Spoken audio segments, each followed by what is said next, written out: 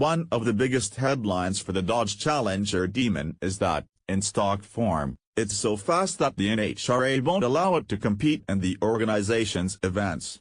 It's the ultimate humble brag. I can't drag race my car because it's so fast it was banned by the sanctioning body. Certainly Tim Kuniskis, head of FCA brands in North America, was excited. He told the press that he hugged the guy that brought him the letter banning the Demon from competition. Unfortunately, the reality is that not being NHRA legal is kind of silly, and frustrating for owners who would want to actually race. Before we go too much farther, we should explain exactly why the Demon is illegal for NHRA competition. The car is capable of a sub-10-second quarter-mile time both on racing fuel and 91-octane pump gas. Cars that fast are required by the NHRA to have a full, certified roll cage, and the Demon doesn't. Now there are certainly ways to get around this. The most obvious would be for a Demon owner to have a company install a roll cage. Using less grippy tires than the barely street-legal Nitto cheater slicks would probably help bring that time down, too. There's also the option of putting the car into eco mode, and, yes, the Demon has one.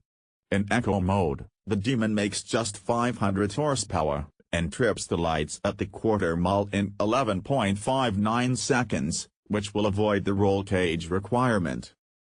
2018 Dodge Challenger SRT Demon engine. However, none of these options are ideal. For one thing, if you bought an 840 horsepower car, you're not going to want to limit it when you get to a closed course such as a drag strip. Similarly, you're not going to want to ditch your super sticky tires at the strip, especially when they're standard equipment.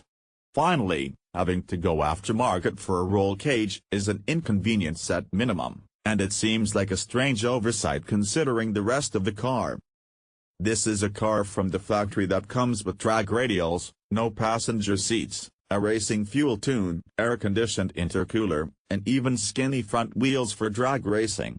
Its purpose is clear, but for some reason, Dodge stopped short of giving it a roll cage that would allow it to compete.